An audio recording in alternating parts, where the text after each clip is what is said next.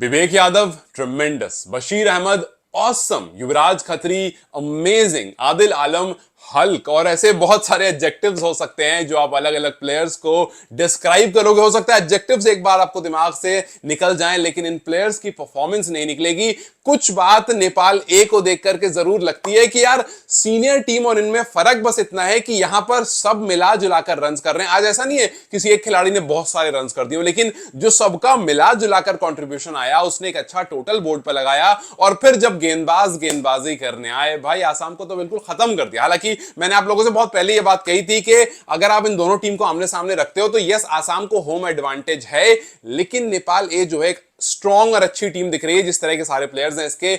और कल का मैच भी मैंने आपसे कहा था कि भाई कल भी बहुत बुरा नहीं खेला नेपाल ने, वो बस डीएलएस मेथड वहां पर आ गया, बारिश हो गई और आसाम ने लास्ट के 2 ओवर में किया था जो भी कमाल किया था। वरना एक बहुत कॉम्पिटिटिव मैच चल रहा था, आखिरी के 2 ओवर में बहुत सारे रन पड़ गए तो 190 बोर्ड पर लग गया था, वरना इधर से भी अच्छा मैच चल रहा था। और आज उन्होंने पूरी तरह से उस मैच को डोमिनेट करा। आज पूरी तरह से नेपाल के ए प्लेयर्स ने, हालांकि ये नेपाल ए ना लग करके वो ए ग्रेड वाला जो ए होता है ना, वैसी टीम लग रही है। और आज का परफॉर्मेंस देखकर ये लग रहा है कि भाई अगर आप इनको इनकी ही टीम के अगेंस्ट, मतलब नेपाल की सीनियर टीम के अगेंस्ट खड़ा कर दोगे तो फिर परेशानी हो सकती है। एक और चीज दिख रही है कि ये सारे प्लेयर्स ना वाकई एक गोल की तरफ खेल रहे हैं। मतलब देख करके ऐसा लग रहा है कि भाई इनको टीम में जगह चाहिए। जब आप मेन प्लेयर्स को खेलते हुए देख रहे हो तो ऐसा लग रहा है कि नहीं यार वो ना प्रैक्टिस मैच को प्रैक्टिस मैच की तरह खेल रहे हैं। मतलब कहीं कहीं पर ऐसा लग रहा है कि उतने सीरियस नहीं दिख रहे हैं और इजी लेकर चल रहे हैं, बट यहां पर फाइट दिख रही है। आपसे जो एक एक प्लेयर पर फाइट दिख रही है। आज हालांकि बहुत अच्छा स्टार्ट नहीं मिला आपको, शुरू के 10 ओवर में आप स्लो भी थे, आपके विकेट्स भी गिर गई थी, बट उसके बावजूद 173 बोर्ड पर लगाना।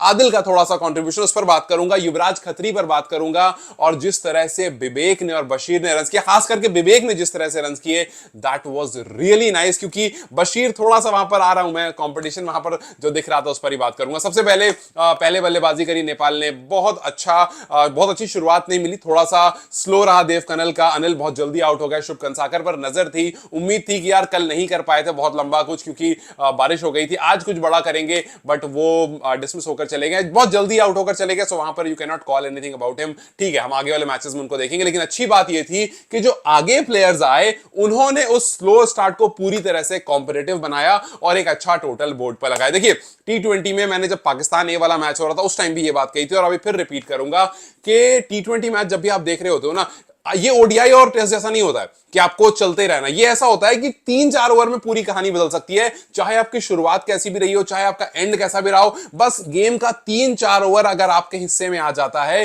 तो पूरा गेम पलट सकता है। आप देखो पाकिस्तान ए वाले मैच में 70-72 के आसपास में 7 विकेट गिर गई थी पाकिस्तान की, लेकिन आखिरी के 5 ओवर में उन्होंने कुछ 50-60 रन ठोक दिए थे और वहां से अच्छा टोटल भी बोर्ड पर लग गया। और फिर ऐसा लगा कि जो मैच बड़े आसानी से जीत सकते थे वहां पर टोटल आया, थोड़ा प्रेशर आया, मतलब गेम जो है वो कॉम्पिटिटिव बन गया, जो कि वन साइडेड लग रहा था। शुरू के 12-15 ओवर में ऐसा लग रहा था पूरी तरह से नेपाल का, जब तक 7 विकेट डाउन थी। उसी तरह से आज का मैच अगर आप देखते हो, आज भी कुछ वैसा ही हुआ। आज जब शुरुआत हुई 10 ओवर्स में 65 और 3, लगा कि यार थोड़ा और तेज हो सकता है। यही काम मेन टीम भी करती है कि शुरुआत काफी स्लो कर देती है, फिर विकेट्स गिर जाता है और फिर उसके बाद आने वाले प्लेयर्स जो हैं वो काफी बार धड़ आउट हो जाते हैं और फिर जो कॉम्पिटिशन हम एक्सपेक्ट करते हैं वो नहीं मिलती है।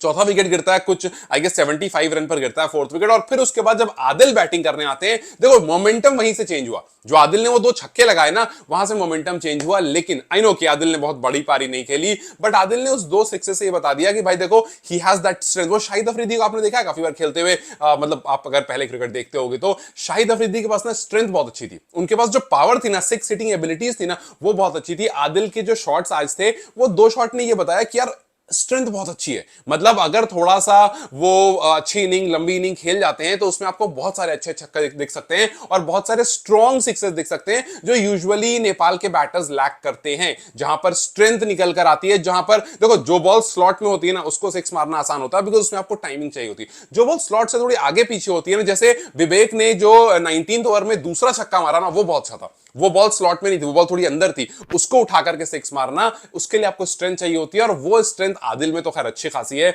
वो आज उन्होंने दिखा दिया, और वो विवेक में भी है। विवेक के बारे में बात करूंगा, लेकिन आदिल के उन 2 सिक्सेस ने बता दिया कि you can see him perform in future days. आगे मैचेस में देखोगे, हाँ वो एलबीडब्ल्यू बड़ा सॉफ्ट डिसमिसल रहा और उन्होंने चाहा थोड़ा सा स्वीप करना, लेकिन बॉल थोड़ी सी लो रह गई और फिर वहां पर वो एलबीडब्ल्यू हो गए। बट आई थिंक ये एक बहुत पॉजिटिव साइन है नेपाल के लिए कि अभी अभी वो आए हैं। जब उन्होंने गेंदबाजी करी, पहली बॉल पर विकेट इमीडिएटली जब वो बल्लेबाजी करने आए, पहले ही ओवर में जब बल्लेबाजी जिस जो उनका पहला ओवर था उसमें उन्होंने दो छक्के लगा दिए। एंड दिस इज समथिंग जो आई एम वेरी श्योर कि उनको भी काफी ज्यादा बूस्ट करेगा कि नहीं यार, मैं वापस आ चुका हूं, मैं अब इस टीम को रिप्रेजेंट कर रहा हूं, मुझे सीनियर टीम में जाना है और मुझे यहां से कुछ बड़ा करना है, बहुत सारे रन करने हैं और इस टीम का पावर हिटर बनना है। T20 में जो पावर हिटर वाली पोजीशन होती है ना, कि आपकी टीम ने शुरू के 10 ओवर में 70 रन ही क्यों ना मारे हो, लेकिन आखिरी के 10 ओवर में वो पूरी कहानी बदल सकती है। हो सकता है 10 के हिसाब से 100 रन आ जाए या 110 आ जाए, 120 आ जाए और जो टारगेट 150 लग रहा था वो 180 तक पहुंच जाए, 200 तक पहुंच जाए। सो ये टीम में बहुत क्रूशल होता है, जो काम आज आदिल ने झलक से किया लेकिन बशीर और विवेक ने पूरी तरह से दिखाया। अगर आपने ये चीज नोटिस किया होगा, जब आसाम पहला मैच खेल रही थी, फर्स्ट मैच में आसाम का 18 ओवर में स्कोर था 139 और आज जब नेपाल खेल रहा था, नेपाल का 18 ओवर में स्कोर था 138। अब आप सोचो, दोनों स्कोर को देखकर आपको क्या लगता है कि भाई 138 रन बोर्ड पर लगे हुए, दो सेट प्लेयर खेल रहा है और 139 है। सो अगर लग गए रन तो 160 तक टोटल लग सकता है, बिकॉज आखिरी के 2 ओवर में आप 20 रन एक्सपेक्ट करोगे, 10 के स्ट्राइक रेट अगर जाता है। लेकिन आसाम ने जब 2 ओवर में 51 रन मार दिए थे, आई एम वेरी श्योर कि नेपाल बैटर्स को यह बात तो दिमाग में आ गई होगी कि भैया उन्होंने मारे तो हमें ही मारना है। मतलब कंपटीशन कैसे क्रिएट होता है कि जब आपने देखा कि यार पिछले मैच में आसाम ने 18 ओवर में 139 के बाद 190 पहुंचा दिया, जब वो कर सकते हैं तो हम भी कर सकते हैं और एग्जैक्टली वही हमने देखा। आप सोचो, आसाम वाले मैच में भी 19th ओवर में 3 बैक टू बैक छक्के लगे थे। यहां पर भी जब विवेक बैटिंग कर रहे थे 19th ओवर में, पहली बॉल 4 आता है, फिर उसके बाद 6 आता है, फिर उसके बाद अगला 6 आता है, जो दूसरा छक्का रहता है, मतलब 18वें ओवर की तीसरी बॉल रह जाती है, वो बहुत अच्छा शॉट था। मुझे वो शॉट पर्टिकुलरली बहुत अच्छा लगा। वो अंदर से शॉट उन्होंने निकाला था, स्लॉट से थोड़ी और अंदर बॉल थी, वहां से 6 मारा और फिर अगली बॉल तो खैर बहुत बुरी सी बॉल थी, वो एकदम उन्होंने बैड पे ही डाल दी थी और विवेक जो कि इतने अच्छे जोन में थे, वो से बाद उस बॉल को उन्होंने 6 के लिए भेज दिया और फिर उसके बाद वो सिंगल लेते हैं। हालांकि उस सिंगल में थोड़ा सा ऐसा लगा कि वो चाह नहीं रहे थे, वो चाह रहे थे और एक दो बॉल और खेलना, उस ओवर को कंप्लीट करना, लेकिन वहां पर 22 में जो होता है वो रन एक्सचेंज हो जाता है और ऐसा लग रहा था कि सामने से जब वो बशीर उनको देख रहे थे, विवेक को जब बशीर देख रहे थे, तो उनको लग रहा था कि भाई मुझे ही मारना है, तो वो बड़ी जल्दबाजी में आकर के उन्होंने सिंगल कंप्लीट करा। हालांकि लास्ट बॉल पर भी सिंगल होकर के वो ओवर जो है वो एक बहुत अच्छा ओवर, जो जहां पर ऐसा लग रहा था कि एक आध 2 6 आएंगे, वहां पर एक बहुत बड़ा ओवर आ गया। 3 छक्का 1 चौका, सो 22-23 रन तो ऐसे ही उस ओवर में आ गया। फिर उसके बाद लास्ट ओवर में बशीर जो है वो काफी ज्यादा ऐसे इन्फ्लुएंस हो चुके थे 19th ओवर से कि भाई विवेक ने मारा है तो मुझे ही मारना है। सो वो काफी ज्यादा वो इन्फ्लुएंस हो गए थे और फिर उसके बाद उन्होंने भी ट्राई करा, बट वो एक ज्यादा कुछ नहीं कर पाए। वो एक छक्का 1 चौका उन्होंने लगाया और फिर उसके बाद वो भी आउट होकर के चले गए। सो गुड के एक छक्का 1 चौका लगाए थे, I am not wrong, 20th over में, मतलब उन्होंने भी लगाया, शॉर्ट वर्ड लगाया उन्होंने, 1 चौका और लगाया, रन थोड़े से उनके पास भी आए, बट फिर वो आउट होकर चले गए। आखिरी बॉल कमाल सिंह आयरी ने खेली और फिर 173 टोटल, जो कि एक अच्छा टोटल था, वो बोर्ड पर लग गया। सो अच्छी बात यह है कि आपको एक स्लो स्टार्ट पर भी बड़ा अच्छा कन्वर्जन मिला और उस कन्वर्जन के बाद जो है बॉलर्स बहुत सॉलिड हो गए। हाँ यार बहुत अच्छा। इन सब के अलावा संदीप जोरा की पारी बड़ी अच्छी थी, संदीप जोरा की भी इनिंग वहां पर बहुत सॉलिड था, बहुत अच्छा था। इनफैक्ट पवन सराफ की भी इनिंग बहुत अच्छी थी। आज वही मैंने कहा ना, आज ना बहुत मिला जुला करके रन आए। विवेक ने देखो सिर्फ 8 बॉल खेली, लेकिन 8 बॉल में बवाल कर दिए। बशीर ने 16 में 27 कर दिए। आदिल ने भी 8 बॉल खेली, उन्होंने 14 रन किए, जिसमें 2 छक्के थे, 14-15 रन उन्होंने किए।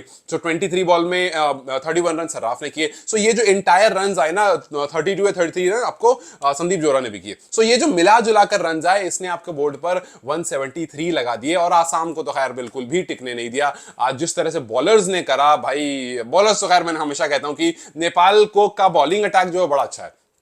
कितने रन भी आप दे दो, आपको भरोसा रहता है कि आकर के बचा लेंगे, चाहे वो ए टीम हो चाहे वो मेन टीम हो। बॉलिंग अटैक जो है वो बहुत अच्छा है और यहां पर अच्छी बात क्या हुई कि आपके जो ओपनिंग बॉलर्स थे, दोनों ने विकेट ली। जैसे हम यूजुअली कहते हैं ना कि भाई आपके बोर्ड पर रन आ गए, अब आप ये चाहते हो कि पावर प्ले में आपके जो मेन स्ट्राइक बॉलर हैं वो आकर कमाल कर दें। यहां पर दोनों, आकाश चंद ने भी आकर विकेट ले ली, कमाल सिंह आर्य ने भी विकेट ले ली। फिर मतलब आपको ना थोड़ा कॉन्फिडेंस आता है कि चलो 177 बोर्ड पर है, 2 अर्ली विकेट्स आपको मिल गई। अब आप थोड़ा सा वहां से आते हो कि अब बस आप मतलब रिलैक्स नहीं होना, शोल्डर डाउन नहीं करना, एकदम अटैकिंग रहना है। बट आपके बॉलर्स ने काम शुरू कर दिया, सामने वाली टीम प्रेशर पा जाती है, सामने वाली टीम बताती है नहीं भाई यहाँ पर अच्छी बॉलिंग चल रही है और हम पहले ही बैकफुट पर आ चुके हैं, अब यहां से हमें कुछ अलग करना पड़ेगा। लेकिन अलग कर नहीं पाए, बिकॉज बशीर आए वो लेकर चले गए, विवेक आए वो लेकर चले गए और फिर जो असल कमाल करा वो 17 साल के युवराज खत्री ने करा। भाई देखो, युवराज खत्री, हम सबको पता है कि युवराज खत्री अभी अंडर 19 वाले जोन में है, लेकिन हमने इससे पहले भी प्लेयर्स को नेपाल में देखा है कि जो काफी यंग होते हैं और बड़ी बड़ी टीमों के सामने आकर के अच्छा परफॉर्म करते हैं। सो अगर आप दोनों टीमों की तरफ देखोगे, आसाम के पास सिर्फ और सिर्फ होम एडवांटेज है, लेकिन कंपैरेटिवली ये टीम जो है ये अच्छी स्ट्रॉन्ग टीम है जो आसाम को आगे आने वाले मैचेस में और जबरदस्त डोमिनेट कर सकती है। एंड यहां से मैं कह सकता हूं कि ये सीरीज तो नेपाल जीत रहा है। मतलब ये सीरीज पूरी तरह से 5 मैच की सीरीज है। एक आध मैच में और आसाम कमबैक करेगा, but I am very positive आज का परफॉर्मेंस देखकर के। बस प्लीज वो सीनियर टीम वाला परफॉर्मेंस ना आए कि एक मैच में बहुत अच्छा करा और फिर एकदम से नोज डाइव हो गया कि भैया एकदम गिर गए। बस वो इनकंसिस्टेंसी ना आए, एकदम कंसिस्टेंट परफॉर्मेंस आए कि चलो मतलब ऐसा हो कि आज सराफ ने परफॉर्म नहीं करा तो कोई और परफॉर्म कर दे, आदिल ने नहीं करा तो कोई और कर दे, या किसी और ने नहीं करा तो आदिल ने कर दे। तो जिस तरह से कल आपको परफॉर्मेंस जिसकी आई थी उसकी आज नहीं है, तो ऐसा ना चलता रहेगा तो ठीक रहेगा ना। आई एम वेरी श्योर के 2 मैच खेल लिया अब नेपाल काफी पॉजिटिव होगा और यहां से आई एम वेरी श्योर कि आपको बहुत कुछ बेहतरीन देखने को मिलेगा। अगर आप युवराज खत्री की बात करो, भाई देखो पहला विकेट मेडन, मतलब क्या ही जबरदस्त शुरुआत उन्होंने करी नेपाल की जर्सी पहन करके कि भैया हालांकि अंडर 19 में वो खेलते रहते हैं, बट जिस तरह से वो ग्रो कर रहे हैं, जिस तरह से वो उठ करके आ रहे हैं, वो जबरदस्त खिलाड़ी है यार। और एकदम लोगों को वो संदीप की याद दिला रहा है। बहुत लोग मैंने देखा अलग अलग जगह वो बात कर रहे हैं कि यार संदीप वाला, मतलब उसके अंदर ऑरा संदीप वाला है। सो अब देखते हैं कि ये जिस तरह से आज उन्होंने स्टार्ट किया, जो आप पहला मैच खेल रहे हो आसाम वाली टीम से और पिछले मैच में मौका नहीं मिला था, इस मैच में आए और आपके चांसेस हैट्रिक के बन गए थे, बिकॉज पहले ओवर की आखिरी बॉल विकेट ली, दूसरे ओवर की पहली बॉल विकेट ली, एक और विकेट अगर आती तो हैट्रिक भी आ जाती। बट मेड इन विकेट लेना it is an achievement in itself. फिर आप दूसरे ओवर में भी रन विकेट लेते हो और रन आप देते हो, कुल 3-4 रन देते हो। सो यस, बहुत अच्छा स्टार्ट था that you got Nepal in the backfoot. आपने पूरी तरह से उनको backfoot, you have taken crucial wickets और आपने बता दिया कि भाई मैं बड़ी टीमों के सामने, मतलब चलो ठीक है यहां पर तो आसाम है, लेकिन मैं बड़ी टीमों के सामने भी आकर के परफॉर्म कर सकता हूं। सो पूरी तरह से बहुत अच्छा डोमिनेशन था, पूरी तरह से काफी अच्छी परफॉर्मेंस थी। चाहे आप बैटर्स की बात करो या बॉलर्स की बात करो, it was a complete performance by Nepal. या फिर आप बशीर के ऑलराउंड परफॉर्मेंस की बात करो, बशीर का भी ऑलराउंड परफॉर्मेंस काफी अच्छा था। बट आज अगर आप मुझसे पूछोगे टू नेम वन गाय जिसने सबका अटेंशन अपनी तरफ ले लिया, that was Vivek and that was obviously Yuvraj. मतलब युवराज क्योंकि ही इज यंग और लोग एक्सपेक्ट कर रहे थे कि वो आएंगे तो कुछ बड़ा करेंगे, बिकॉज इससे पहले जब उन्होंने खेला है कुछ बेहतरीन किया है। So yes, he is that one guy जिस पर सबकी नजर थी। और दूसरा विवेक ने जो 19th ओवर में कमाल करा, that was really really amazing. So I am hoping कि सीनियर टीम देख करके थोड़ा सा इनसिक्योर फील करना शुरू कर चुकी होगी कि भैया यहां से मामला खराब हो सकता है, बिकॉज सीनियर टीम और आप इनको देखो, आपको खुद पता चल जाएगा कि किसकी परफॉर्मेंस कितनी अच्छी है। लेकिन एक मैच पर हम ज्यादा भावुक नहीं होंगे, परफॉर्मेंस बहुत अच्छी थी। हमें एक ही चीज चाहिए, कंसिस्टेंसी, बिकॉज परफॉर्मेंस तो नेपाल ही बहुत अच्छा करता है। जो मेन टीम है सीनियर टीम, उनकी परफॉर्मेंस बहुत अच्छी आती है, लेकिन वो अगले मैच में कुछ अलग करते हैं, वो इनकंसिस्टेंट हो जाते हैं। आज परफॉर्म करा, कल एकदम। अब देखो स्कॉटलैंड टूर कितना जबरदस्त था, अब यहां पर ऐसा लग रहा नोज ड्राइव हो गया। सो बस ये वाली चीज जो है ये हमें ना देखने को मिले। आई होप कि नेपाल ए वाले जो प्लेयर्स हैं वो थोड़ा कंसिस्टेंट रहें। अगर कंसिस्टेंट रहेंगे तो यहां से निकल करके आप उनको सीनियर टीम में जाता हुआ बड़ी जल्दी देख लोगे। खैर, let's see how thing goes further. आगे 3 मैचेस और बच रहे हैं। I'm saying you कि ये वाला नेपाल एक टूर लेकर जा रहा है। खैर, व्हाट्स योर प्रेडिक्शन, मुझे कमेंट सेक्शन में जरूर बताएं। Till then you guys take care, I will see you very soon, bye bye.